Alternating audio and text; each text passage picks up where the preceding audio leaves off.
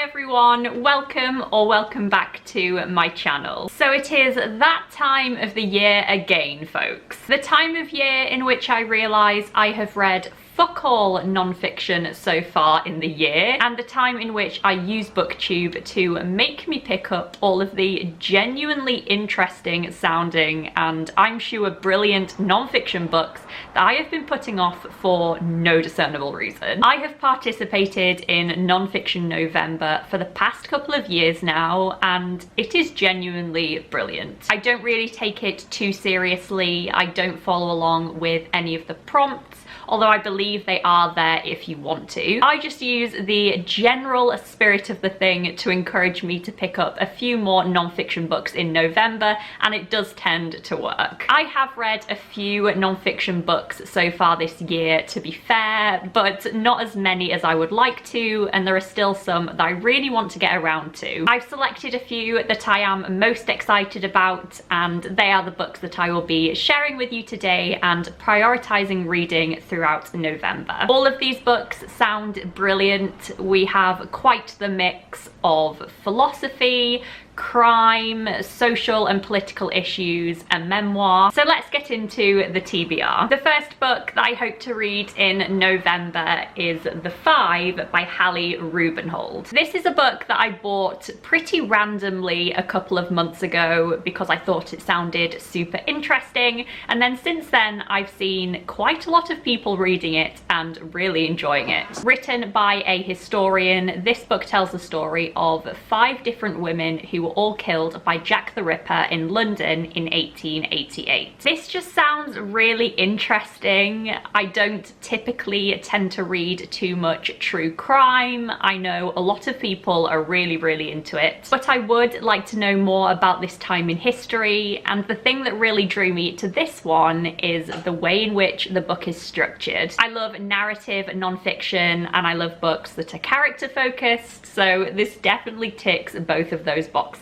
Jack the Ripper was never identified, but we all of course know his name, so incredibly famous, and I really like the central idea of giving these women back their up till now untold stories. So very hyped to give this one a go. Next up is The Antisocial Family by Michelle Barrett and Mary McIntosh. This is a pretty short sociology politics book looking at the idea of the nuclear family and how modern day capitalist society still revolves around this ideal. I believe it dissects the nature of the household and sexual relations, taking both a personal and wider social stance, and ultimately it argues for a more egalitarian moral and political approach to families. So I purchased this book a couple of months ago from Verso, who are a great publisher, by the way, if you're looking for some sociology or philosophy or politics non-fiction. And I believe this book is actually considered somewhat of a modern classic in the area of family studies. I think this book sounds really interesting. It is obviously very specific, but I'm kind of in the mood for diving into something very focused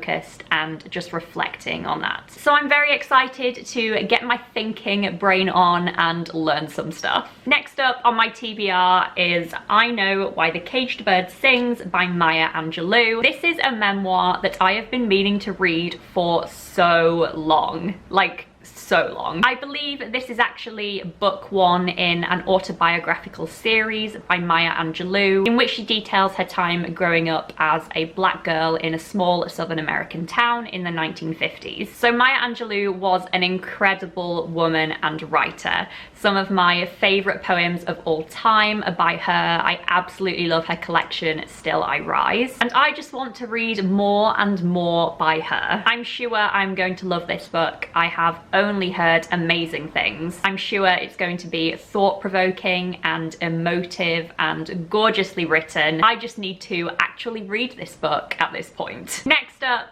is General Intellects, 21 Thinkers for the 21st Century by Mackenzie Walk. This is another verso book, I believe, this one being a philosophy book comprised of 21 essays focusing in on 21 different topics by 21 different contemporary philosophical thinkers. So for those of you who don't know, I do have a philosophy degree, so this is kind of my jam. Recently, I've been wanting to widen my net of contemporary philosophers and also read some contemporary philosophy that isn't necessarily in my go-to area of interest, which is typically moral philosophy and applied ethics. I'm hoping this book is going to be a great all-rounder, introducing me to some new thinkers and some different topics, presumably a whole range of views as well, some that I will agree with, some that I won't. So I'm looking forward to diving back into some philosophy. I have pretty high hopes for this one. And the final book that I hope to get to in non-fiction November is White Fragility, Why It's So Hard for White People to Talk About Racism by Robin DiAngelo. So this book is basically what it says on the tin. I believe it explores why white people may find it difficult to discuss race, why they may be unintentionally racist, and how this all works to uphold this system of white supremacy. I believe this book also offers white people practical ways to improve in this area and learn better and listen better and take on feedback better in order to actively challenge the racism that is inside all of us. So I've heard really good things about this book over the past couple of months, and I'm really keen to give it a go myself. I'm sure this is going to be difficult to read in many ways, and it's probably going to hit quite hard, but that is what I want from this book. This book is by a white author.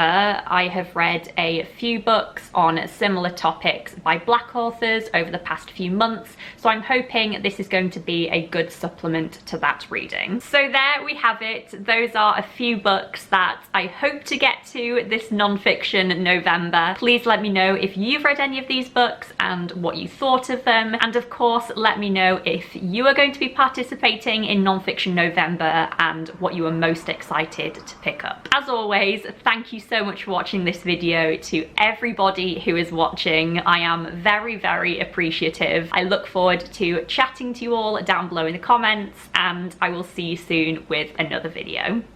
Bye.